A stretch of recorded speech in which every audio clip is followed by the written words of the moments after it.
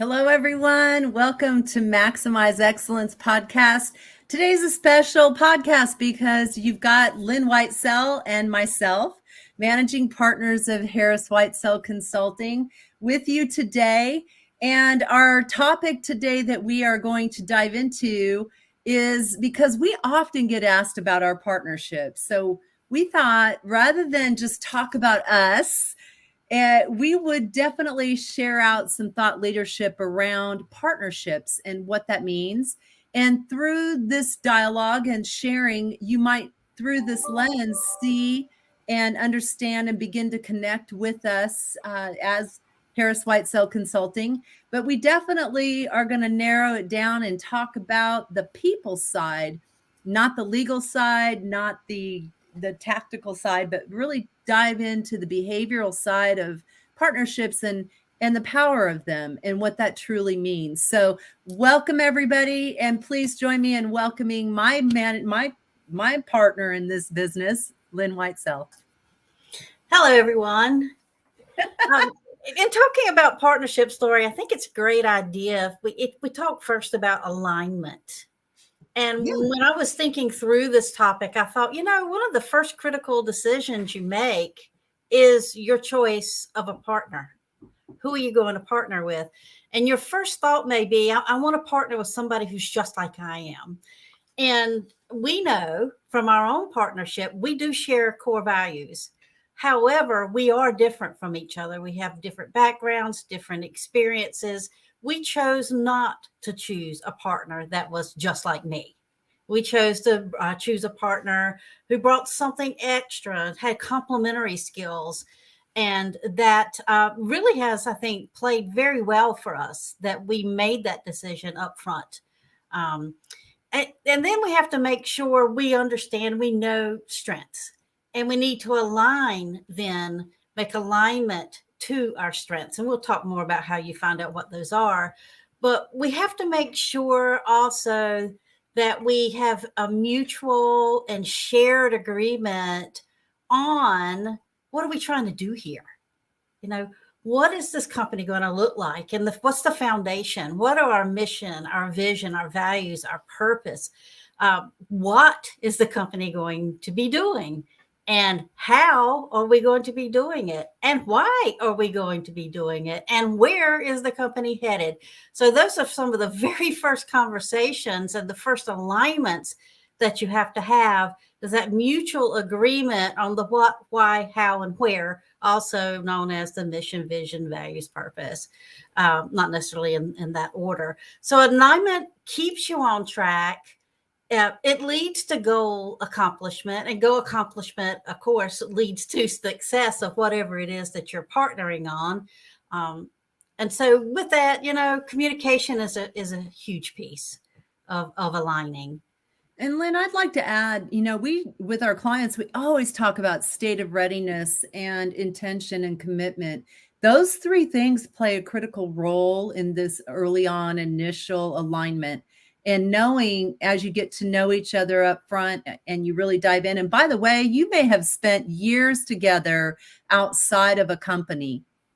And once you form an alliance with a business and you become partners in a mission and towards a vision with these values to sell these products or services in the marketplace of your chosen choice, these things like intention and commitment truly do set that foundation for trust. And we're going to dive into this deeper as we move along, definitely. But I think those things really do play out, and also they also sustain themselves over time when there is this early alignment. Completely agree. Alignment. That's why we chose to talk about alignment first. There are many things, as we were with transparency here. So we were thinking through, how do we want to go about this podcast? We were thinking through the order of topics. Yeah. And any one of you say, well, you start with strategy, or you start with, and we thought, let's start with alignment. Yeah. Because we've seen it go the opposite way. And we continue to stay aligned. It's not something that it's not a once and done. And most of the stuff we're going to talk about today is not once and done. It is definitely something that we continue to come back to, assess, and adjust. Absolutely. Yeah, Yes. definitely. So I'm going to dive into and take us right into how alignment does in fact involve that intention, and it deeply dives into this topic of communication that often gets exaggerated or not attended to. I mean, there's lots of things that happen with communication or not that really truly define how partners can enhance one another, how we can optimize each other, how we also can maximize excellence within the organization through ourselves and for each other as well. So definitely, it starts with understanding our communication intelligence. Mm-hmm. And if I may, I'm just going to put a shout out to Hoop Morgan and Forte Institute. We are partners with them and we utilize these world-class tools. This is an assessment that we use with ourselves and with our clients as well when appropriate. And this definitely dives into understanding your primary communication style, how you adapt, the perceived communications that are within the organization or through the partnership, and then understanding how your strengths and motivators really fuel and even ignite those opportunities to create value.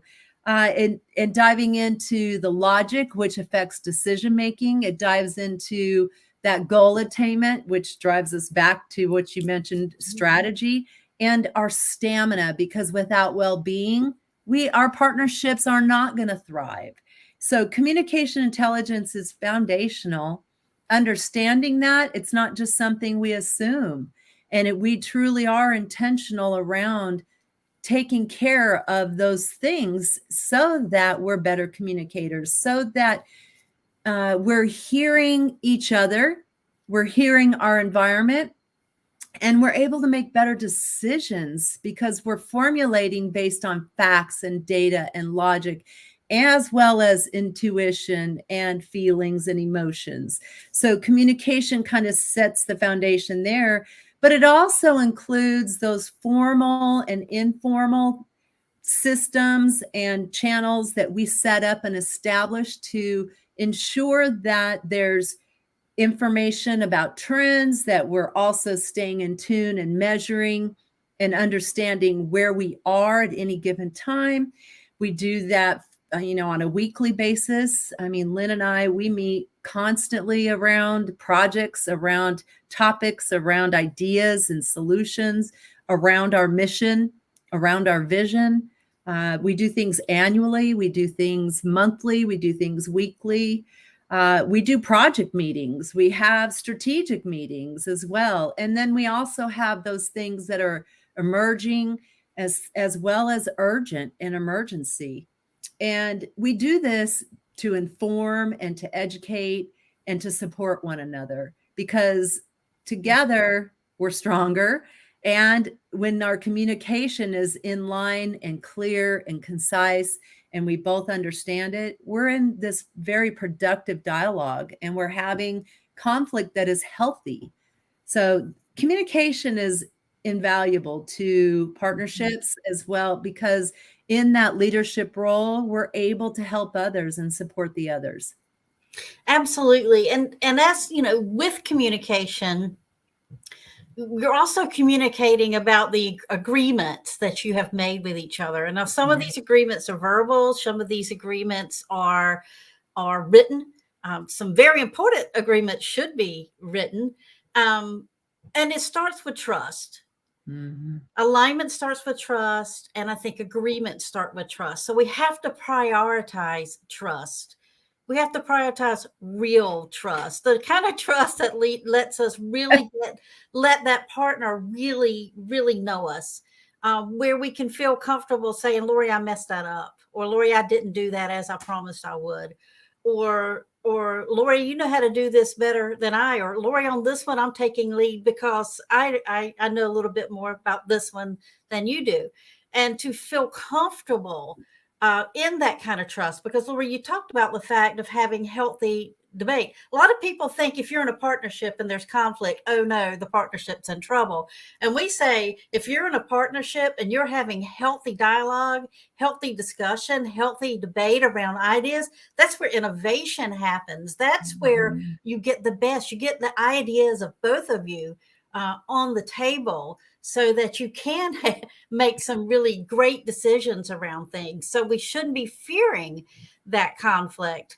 And it's not all sugar and lollipops either, by the way. I mean, there are times when it is backed with emotion. It is backed with passion. It is backed with purpose. And partners will come to the table and dialogue and conflict, and without attaching ego, without attaching emotion, we give each other that space to share at whatever level, because the data is relevant. The information that we're sharing is important. And we remove this emotional factor that often keeps people either butting heads or pulling apart. So we don't want avoidance, and we don't definitely want opposition in the negative sense, and we don't want competitiveness and perfectionistic behaviors. We definitely want this affiliative, and it can be a heated debate. It can be that where we're having that dialogue, and it's, wow, Lynn really feels strongly about this, so I really need to tune in and listen. So absolutely, Lynn. Absolutely. And we can't really talk about agreements if we don't talk about the formal kinds of agreements. You do have to think through the terms of your partnership. And there are many terms. We're not going to talk about the financial ones or the legal ones, but there are terms you need to come to agreement on how are we going to work together? And what are our behavioral norms? What do we expect from each other? You may need a partnering agreement. You may need an operating agreement. You do need to work with legal counsel to determine what it is that you need. Right. Because unless you are an attorney yourself or have great expertise in this, we would highly recommend that you do engage your attorney on those kinds of agreements. So what kind of the agreement would include how we, including other people, what systems are we using? What processes are we using?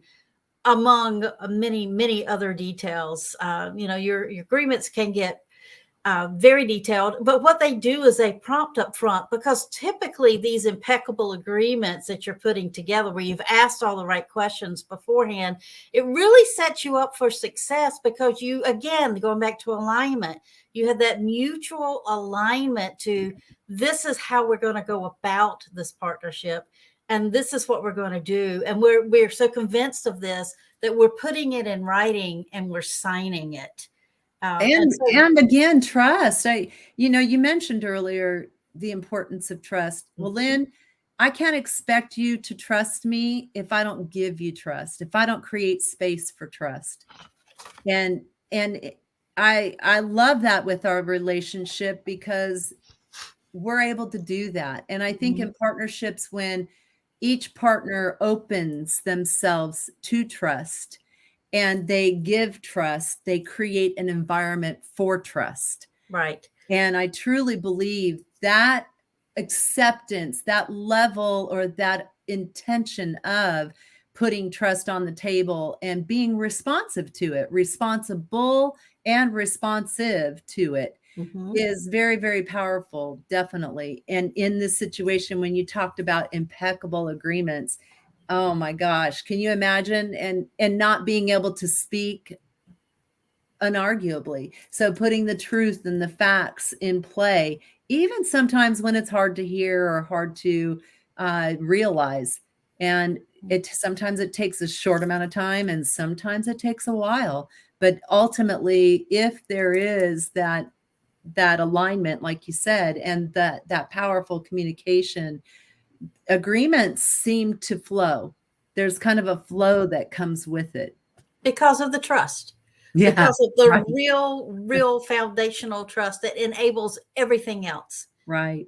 Right. Very powerful. Yeah. And I know for me, I can only speak for me in this partnership, but man, I do enjoy it when we do have things, situations and circumstances to really talk about.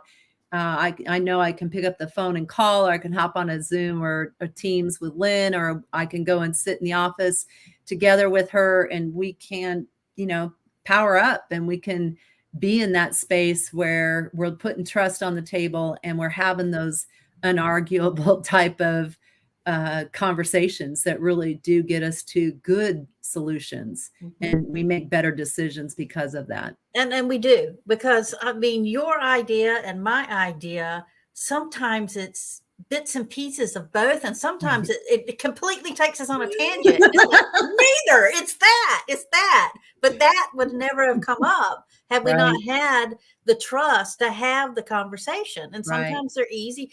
They're easy for us because we do trust each other, and because we continue to build that foundation of trust and keep it. At first, it may be a little harder, that you have to do it. Yeah, definitely.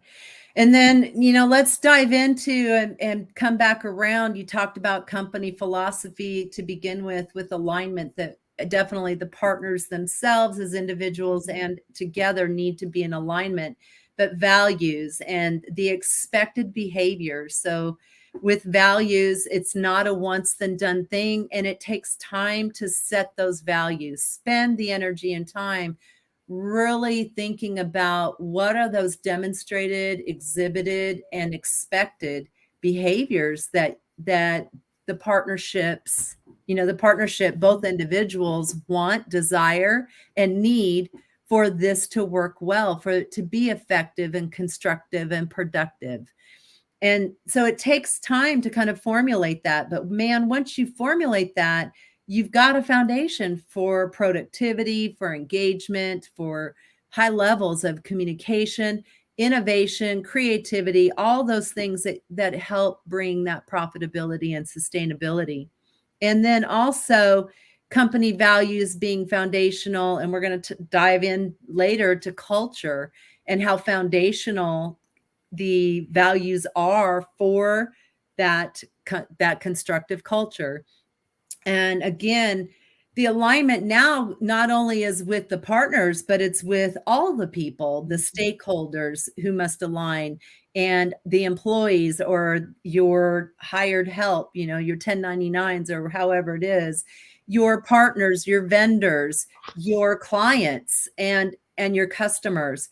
All of that alignment matters. And these values set the tone, definitely gives you that foundation. And when you uphold them, what does it look like?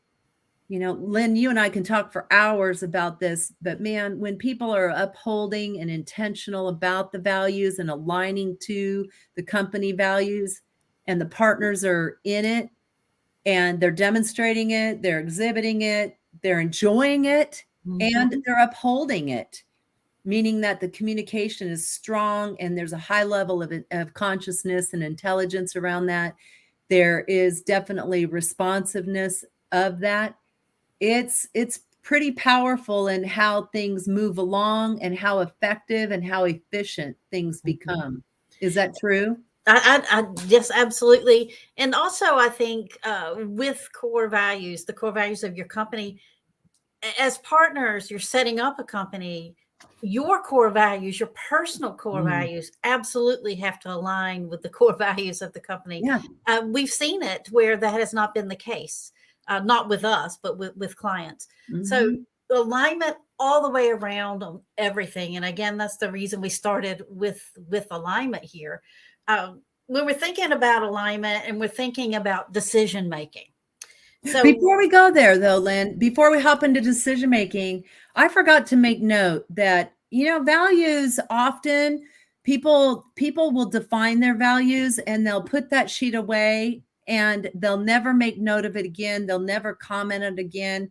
They'll never utilize it again. They'll never maximize the opportunity they've got with values. Now, with company core values, that is absolutely upon the partners, the leaders of the organization, to continually communicate concisely, precisely, and ongoing those core values. You're going to see them infused in the branding, the personal branding, as well as the company branding. And as partners, these values should be representative of each other together and individually. So this is something that it doesn't happen again once and done. It definitely is progressive, it's continual, and you incorporate them into your email communications, your presentations, your pitches, your presentations. If you're out there looking at investment, you're definitely driving home your core values.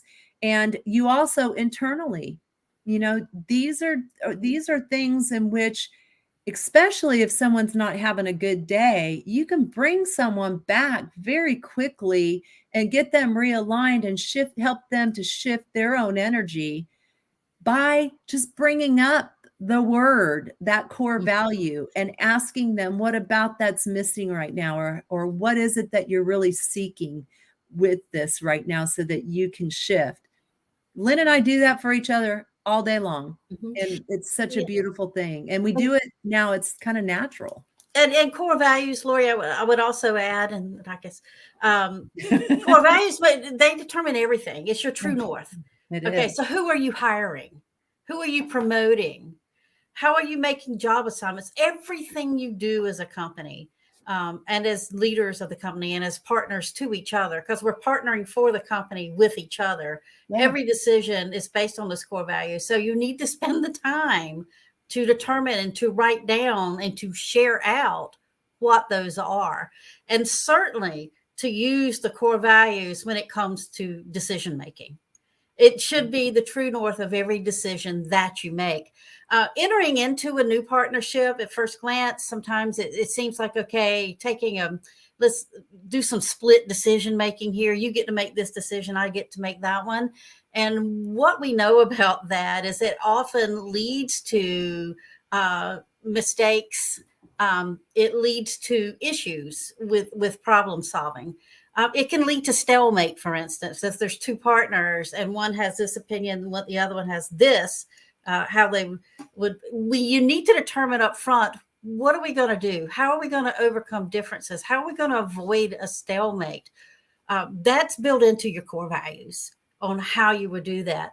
And those kinds of discussions, when you get into decision making, you really feel strongly one way or another, it can create a lot of energy. All different kinds of energy, not all of it positive. What are you going to do with that energy that arrives from the decision making? These are things actually you can think of or think about up front and talk about with each other. When you go into a decision where you have a difference of perspective, you really have to listen. But I think you have to acknowledge, hey, this one's going to be a little bit more difficult. We have different perspectives right now. Let's go into this knowing and reminding ourselves, what are our values?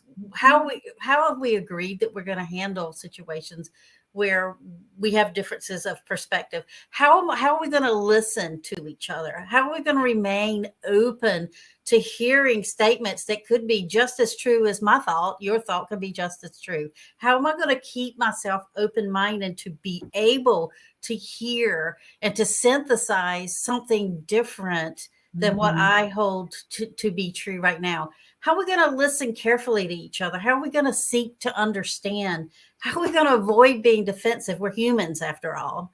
And so how are we going to avoid that defensiveness? And if it does rear its ugly head, what are we going to do with it? I would say you acknowledge it. I'm being defensive right now. I'm sorry. Let me listen to you better. And you call yourself out. Call yourself out on that. Decision making in the end can take many different forms. It can be acceptance. I accept, Lori, that this idea, this decision is the one. It may not have been the one I thought, but this is the one we should go forward with. It may look like compromise. Okay, it's this bit of this and a bit of that, and maybe a dose of a little something extra we didn't think of. I don't know, but it could be a compromise, or it could be, hey, we're actually in total consensus. And as we mentioned before, it could be a completely different idea, which is the beauty of being willing to enter into the healthy debate, the healthy conflict when you are decision making, and to do that bit of storming, because by golly, you could come up with a decision that you never would have thought of that is the best decision for your partnership and the best decision for your company, depending on the situation.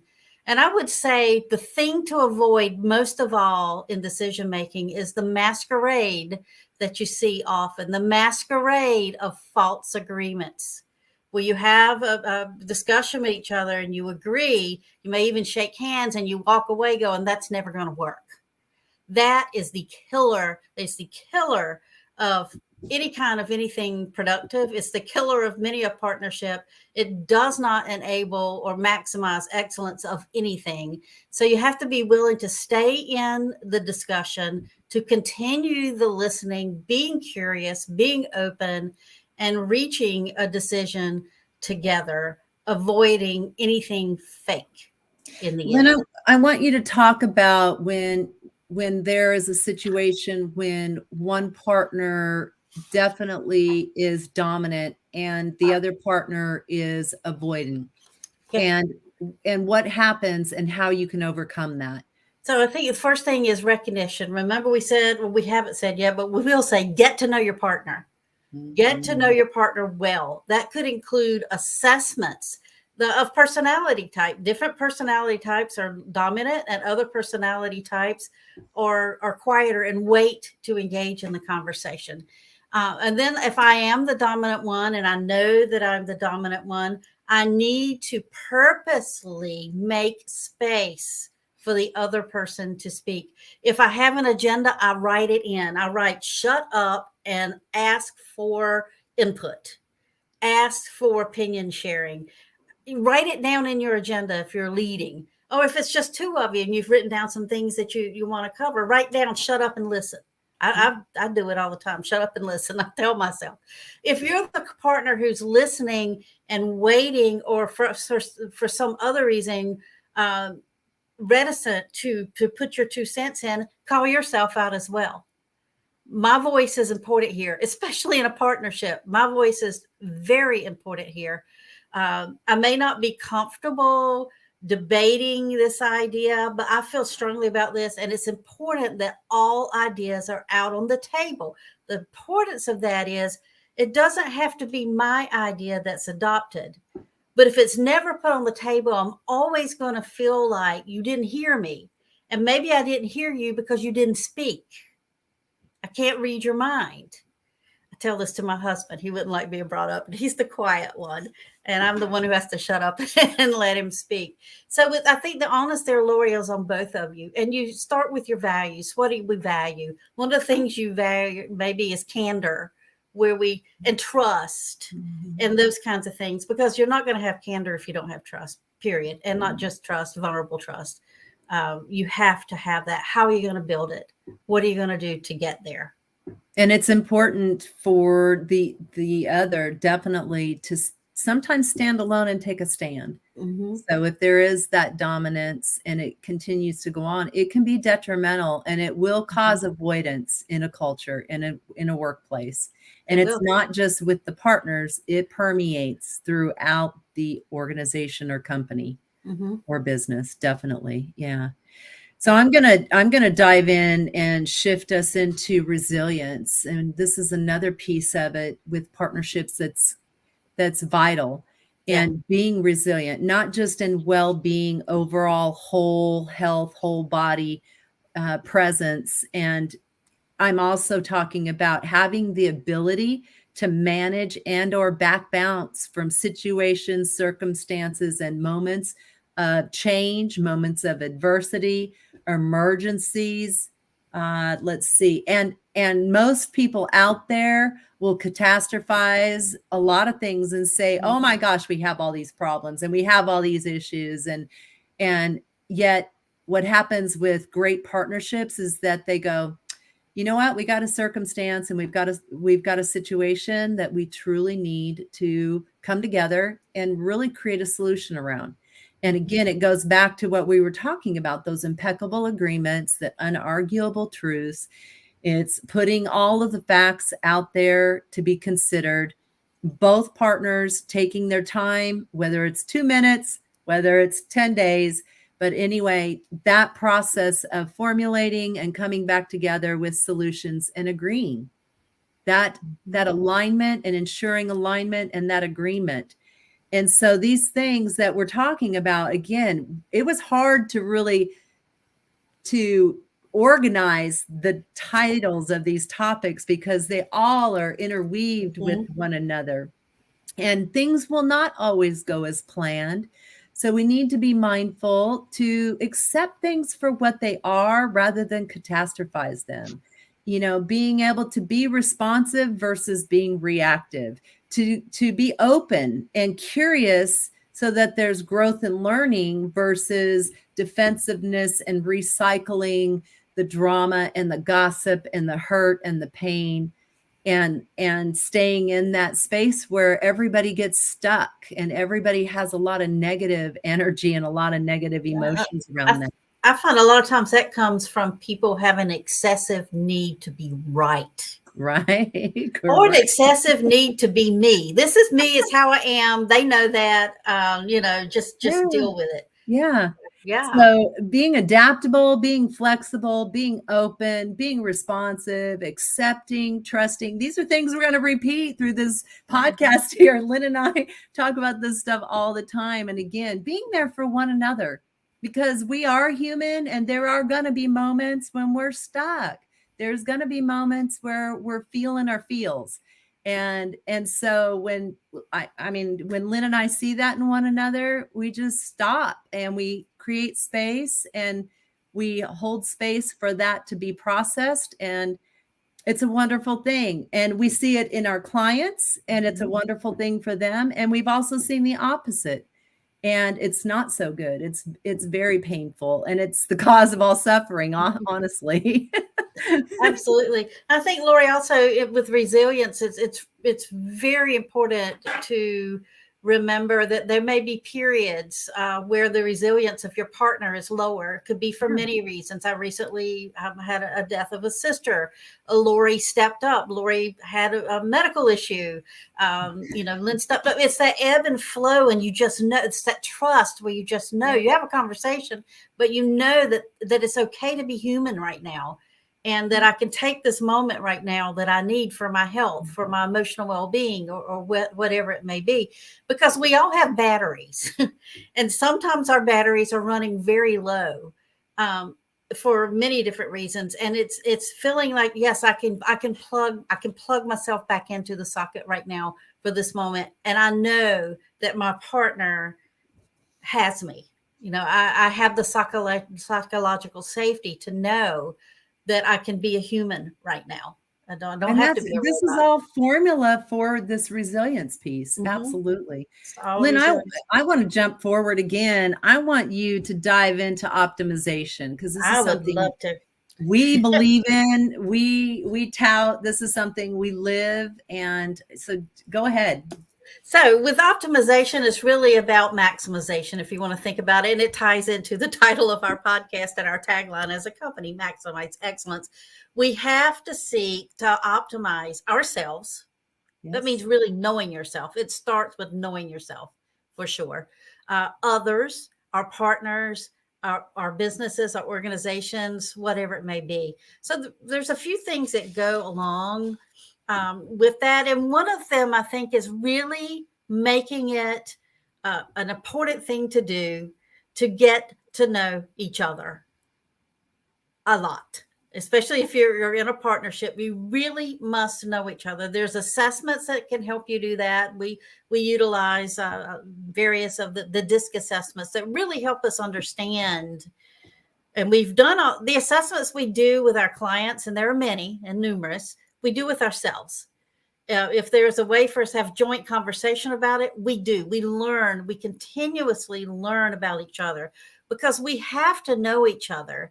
and your partnership, you really have to know what are the drivers, what are the motivators, what are the demotivators, what are the strengths, what are the areas that are not as strong. So you have to know all of those things in order to maximize the relationship, this very close working relationship that you have with this person. It's not about personal gain. It's not about I win. It's not about you win. It's about we win. And we win by really, really knowing each other and having a value of optimization and optimizing everything that we do.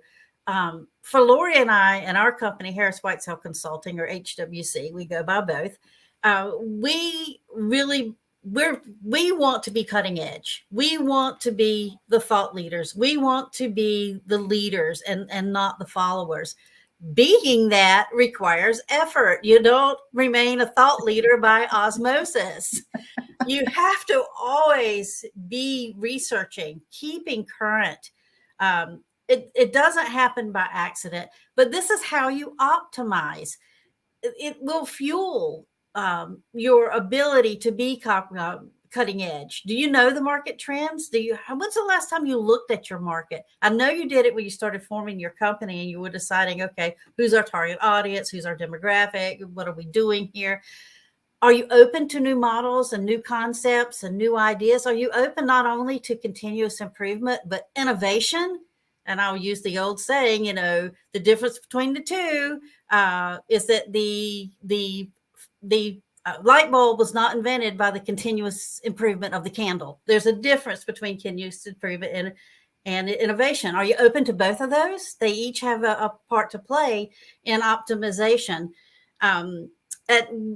At our company, we require not just potential in ourselves and in others that we hire or utilize with our clients.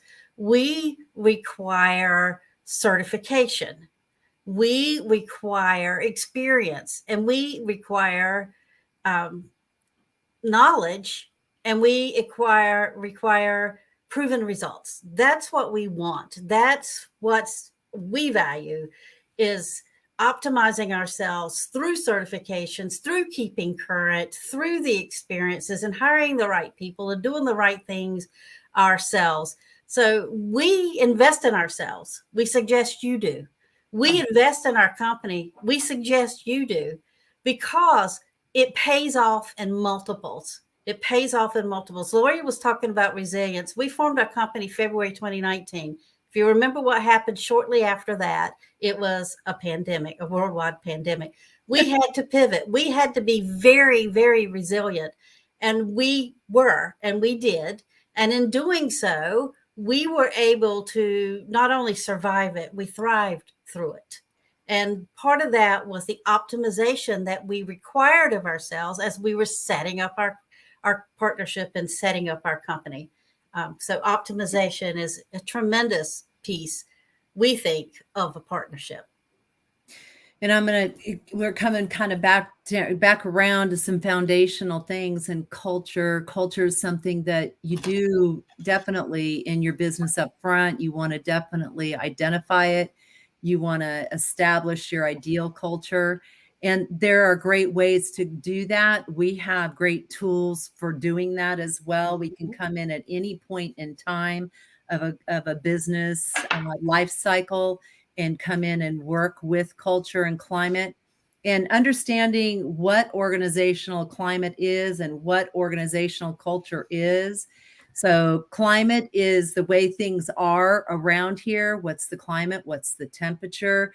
It's perceptual. What people sense or perceive often is what really truly is out there as the definition of organizational climate. It also is the members' perceptions of systems. So it could be your reward systems, your structure, the types of influences that go on, maybe even the technology or the job descriptions that you have. It also reflects outcomes of the culture, such as engagement, teamwork, and perceived quality. So understanding culture, climate separately and in a very complementary role to culture is important. Organizational culture is the way we are expected to behave to get things done around here.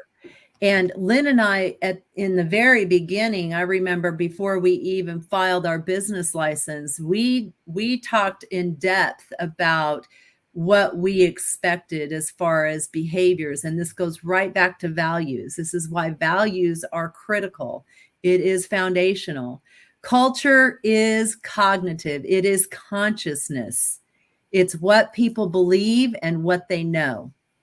And when you have people believing in culture and they're confident in knowing that culture, then they enjoy going to work. They enjoy going and giving their expertise, sharing their knowledge, collaborating with others. When there are unknowns around that and when people are lacking belief, it often is very disruptive, and the culture is often passive aggressive or defensive aggressive in nature. Organizational culture also reflects those shared values, what's important, and the beliefs, how things work. It encompasses the norms, the standards, and the best practices of the people in the organization. And these things influence the way that employees and members of the organization think and how they behave. However, these norms and these expectations, which is the current culture, are not always in alignment with the ideal culture. And that's why it's really important to go through and really go through the process of assessment to identify what those are. And the other things I want to say about this is that culture, again, it's one of those things that's not a once then done. And for leaders in the organization, such as partners, could be in your C-suite, it could be the partnership of the C-suite. In that, it goes back to communication. There needs to be consistent and clarity around the expected and ideal culture, upholding and sustaining those values, and alignment personally, alignment together, and alignment all. So it's at the individual level, the group levels or partnership levels, as well as the organizational level. And culture, Drucker, who was he had a coach, by the way, and she was a phenomenal scholar. And, he came up with this culture eats strategy, but it came through his own, executive coaching that he had back in the olden days. Remember those days back in the 40s and 50s and 60s and 70s? And he came out with that comment about culture eats strategy. Absolutely. However, strategy can be upheld. Strategy can be executed when in fact there is a constructive culture that is affiliative, that is encouraging, that is achieving. Those are components that absolutely play into high levels of engagement and productivity. You'll see people really truly collaborating and be more cohesive. You'll see collective results. You'll see celebrations all throughout the organizations that are not having to be prompted. They're absolutely organic. There's lots of good things that go on, but culture matters. And for partners, you have to remember, leaders set the tone. That's right. Leaders absolutely set the tone for culture.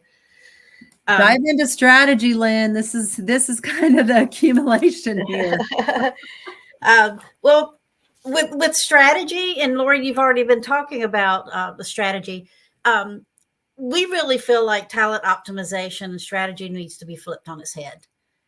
Pick up any strategy book, and it talks about in the first chapter that people are very important to strategy. If they talk about people at all, the people component of strategy is often the last thing in the book. And we suggest it should be the first thing in the proverbial book. So your strategy has to start with your people. Your talent strategy and your talent optimization are what enables and enforces and all of the strategy is totally dependent upon people. Strategy doesn't get done by itself. And I know you've been involved in many, many strategy meetings. I've been involved in many, many strategy meetings. And here's what we're going to do. And here's how we're going to do it. And here's some of the goals around it. And then we're like, oh gosh, we don't have anybody to do this. We don't have anybody to do that. We talked about alignment. You have to, your strategy has to be in alignment with your people. And what are their skill sets? And if you don't have the right skill sets, you certainly have to know that. Have you done a skills inventory? Do you know the skill sets of the people that work with you? Do you know you're on? What are the behaviors that are required that will enable the strategy? What is the culture that's going to enable the organizational effectiveness that's going to enable the strategy? So you have to also know your differentiator. For instance, in talent management consulting, HR consulting, which Lori and I do, we know our differentiator. Our differentiator is we offer bespoke programs. Our programs are customized to our client. Each and every one gets a customized program. That was a decision we made up front that was cornerstone to our strategy. And it also it was in a complete alignment with our value system. Is that we wanted to diagnose, so we do assessments using scientifically based award-winning assessments that we are certified on and require our consultants to be. We have to diagnose what's going on so that we can prescribe a customized prescription. And we found that many consulting firms did it backwards. Here is our solution. We don't care what your problem is, your issues, your nuances, anything. Here's our solution. Let us apply our solution to you. We had been in situations where we were hiring consultants as members of the commercial world and not the consulting world. And we knew that we wanted to offer something different. So what is your differentiator? What is your true differentiator? You really have to know what that is. Lynn, I would also add to this in that your segmentation of your audience. And the reason why I say that is because when we first formed and you and I became partners, when we started formulating our business model, we took traditional and we took innovation and creativity, and we actually formulated a business model, and we're still working on it, as a matter of fact, at times. And it's all because of knowing our audience. And our audience is, in fact, successful organizations and successful leaders. And it seems ambiguous, it seems broad. And when we look at industries across the board, all industries are in need of good, great leaders. Mm-hmm. All organizations are in need of ideal, constructive cultures. And people and organizations are absolutely wanting and desiring to be highly effective. And so these things, and to be able to do that, like you said, optimization, culture, we talked a little bit about communication, a lot of these different components, but it all is driven by the audience in which we want to serve. Mm-hmm. And so, yes, we're very specific, and often in partnerships, sometimes we get lost in the mundane. But the wonderful thing is that in good partnerships, you'll bring each other back to those responsible things of why you're in partnership to begin with. Mm-hmm. And that's to serve others and to serve that audience in which you choose, in which you select, in which you align. Right. And so I think that also is inclusive in our differentiator, and that we are impeccable stewards of that. Mm-hmm. Yeah. And with strategy, and you mentioned that we continue to hone our business model. Why? Because the world is evolving. It always will. It's not, you've used the expression once then done. It's not that. If you have a strategy and you never go back and look at it, measure it, and see if it's still the right strategy, the world is changing and you're not, and you're going to be eclipsed. I mean, you can think of many, many things that's happened to. Where did the typewriter go? Where did the BlackBerry go? So you have to always, with all of the components that we've talked about in partnerships, you have to always be fine tuning and honing in on what is our strategy? What is our business strategy? What are the goals that are linked to that? What is the talent that we need? How are we optimizing everything and everyone, including ourselves? How are we being the best partners we can possibly be to our business partners, to our stakeholders, to our shareholders, to our clients, to our employees, to everyone that's involved with us? How are we doing that? And are we measuring that? Are we being purposeful about that? We could talk for another hour, but this podcast does not go another hour. So. I know we got to wrap up. So we're going to leave you then, I guess, with a call to action. So the goal in all of this is effectiveness of yourself, effectiveness of your organization, effectiveness of your partnership, effectiveness. At Harris Whitesell Consulting, we develop, we coach, we maximize excellence. That's what we do. So for more on maximizing your partnership, for more on optimizing your talent management strategies, reach out, give us a call, send us an email. Let's talk. Right there at the bottom, right there in the banner. There's our website, our phone number, our email. Lynn and I both have access to this email, and we definitely look forward to speaking with you and talking with you soon. We've enjoyed today. Lynn, thank you, by the way. I just want to say out loud, I appreciate you. And this conversation today was just energizing and fun. Thank you. Thank you, Lori. All right, everybody. And again, thank you for your time and energy. And please tune in. Our next episode is going to be with Amanda Russo, and we're going to talk about operations excellence. And I'm looking forward to that. That's coming up on the 23rd. On November the 6th, we have author and philosopher Aaron Simmons, and he just wrote this wonderful book right here. He's going to be on November 6th, and we're going to be talking about the content of that book and what it means to leadership. And then on the 13th, we're going to be talking with Marisa Zalabek, and we're going to be diving into some just future state leadership and economy stuff. And I'm really excited about that one as well. So we got some good podcasts coming up. And if you're interested, please send us an email. If you're interested in being a guest on Maximize Excellence, we're always happy to interview you to see if there's good alignment for this podcast. So thank you again, everybody, and have a blessed day. Thank you for tuning in to another episode of Maximize Excellence. Visit our events page on our website for details on upcoming podcasts, and visit our YouTube channel to listen to past episodes. And remember to ask yourself at the end of each day, did I do my best to maximize excellence today?